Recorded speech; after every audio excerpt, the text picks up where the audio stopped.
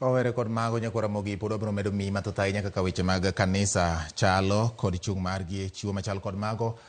Jotend Migao mar thieth kata jotend Migao mar thieth ni mbele komiti mar od bura mar thieth ka gichiwo ler e chal mar thieth pachoka ahinya to e weche mag okumba mar SHA ma osekelo wich bar ne Migao no kanyakla kod gope ma okumba machon mar NHIF nigo. Nyako Ramogi kama kaka ne gibedo gi twak e kinde ma jatend Migao no ne nitiere mbele mar komiti mar od bura.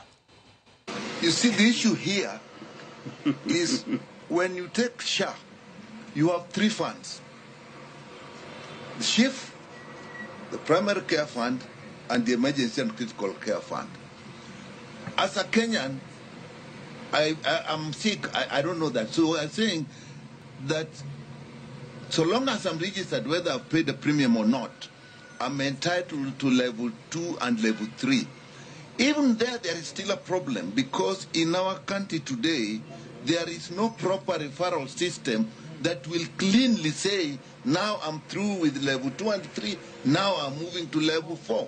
You go to level 4 and there are still outpatient services that are actually should be paid for by primary care fund. Then you come to this chronic emergency.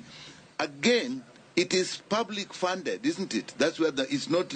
So whether I've paid a premium or not, if I have cancer, I should be entitled to that wherever I am, because that does not depend on the premium, because that is paid from the taxpayer. So the issue we have here is we haven't had a clear delineation of the systems of how people access this. And that was my problem.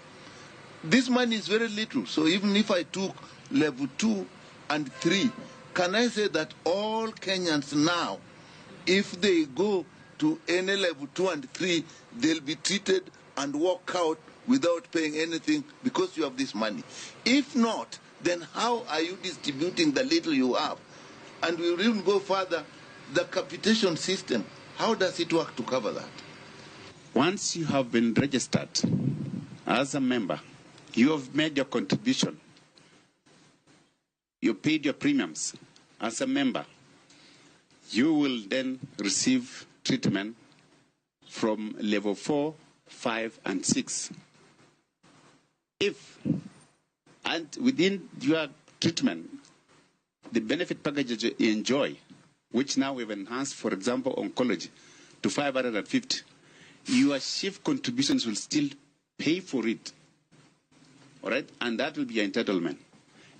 In the event, and that's why this is emergency, chronic and critical illness, sometimes you exhaust your benefit entitlement. And therefore, the ECCIF funds now sets in.